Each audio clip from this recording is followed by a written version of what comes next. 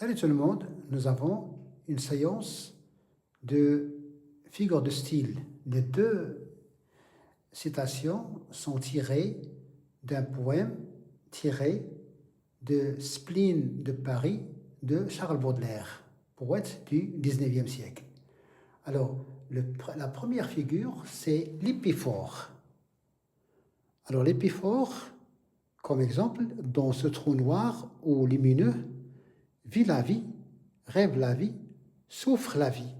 Alors, la répétition du mot la vie, la vie, la vie 3 fois, à la fin de la proposition, s'appelle une épiphore.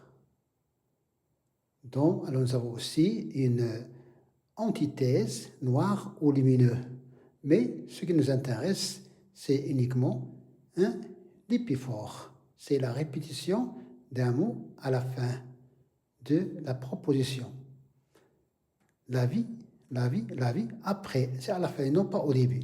Au début, c'est l'exemple qu'on va voir, c'est l'anaphore. L'anaphore, comme définition, c'est la répétition d'un mot au début du vers ou bien au début de la proposition, comme c'est le cas du même auteur, du même poète, Charles Baudelaire. Il n'est pas d'objet plus profond, plus mystérieux, plus fécond, plus ténébreux, plus éblouissant qu'une fenêtre éclairée d'une chandelle. Nous avons ici le superlatif plus. Il est répété au début de chaque proposition. Plus profond, plus mystérieux, plus fécond, plus ténébreux, plus éblouissant. Donc plus constitue une anaphore. D'accord? Une anaphore.